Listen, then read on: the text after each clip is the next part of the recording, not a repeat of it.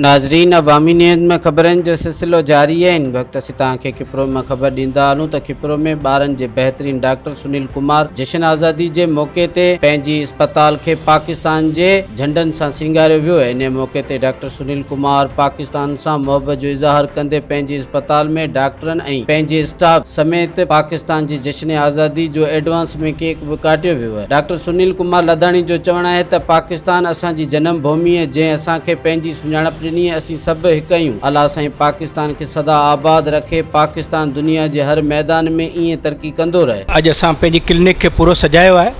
जश्न आज़ादी 14 अगस्त ते मथां आहे ऐं अॼु असां पंहिंजी क्लिनिक ते केक कटिंग सेरेमनी बि रखी आहे। जश्न आज़ादी केक कटिंग सेरेमनी कुझु दोस्त डॉक्टरनि खे बि घुरायोसीं ऐं जश्न आज़ादी मथां आहे ऐं ख़ुशी जो त्यौहार आहे। सम्झो इहो हिकिड़ो असांजे लाइ पूरे मुल्क जे लाइ हिकिड़ो वॾो त्यौहार आहे। हिंदू हुजे, मुस्लिम हुजे, ईसाई हुजे, जेके मिनॉरिटी हुजनि, मेजॉरिटी हुजनि, सभिनी लाइ हिकिड़ो इहो त्यौहार आहे। ऐं पाकिस्तान ज़िंदाबाद। सभिनी खे एडवांस में जश्न आज़ादी मुबारक। आज़ादी मुबारक हुजनि। ऐं अॼु असां डॉक्टर सुनील कुमार जे क्लिनिक ते केक कटिंग कई आहे।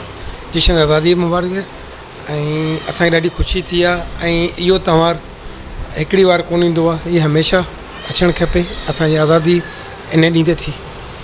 पाकिस्तान ज़िंदाबाद। जश्न आज़ादी ॾींहं ते ख़ुशी जे मौक़े ते असां डॉक्टर सुनील जे अस्पताल में केक बि कटियो वियो आहे ऐं झंडनि जी तयारी वग़ैरह कयूंसि पिया ऐं पंहिंजो मुकमल तयारी आहे हिन जी जोश बहुत तमामु ख़ुशी सां मल्हाईंदासीं हिन ॾींहं खे। पूरी अस्पताल खे सजायो वियो आहे ऐं डॉक्टर साहब केक भी कटे हुए 14 अगस्त से। मज़ीद खबरों और तफसीलात के लिए विजिट करें हमारी वेबसाइट www.awamiNewsHD.com।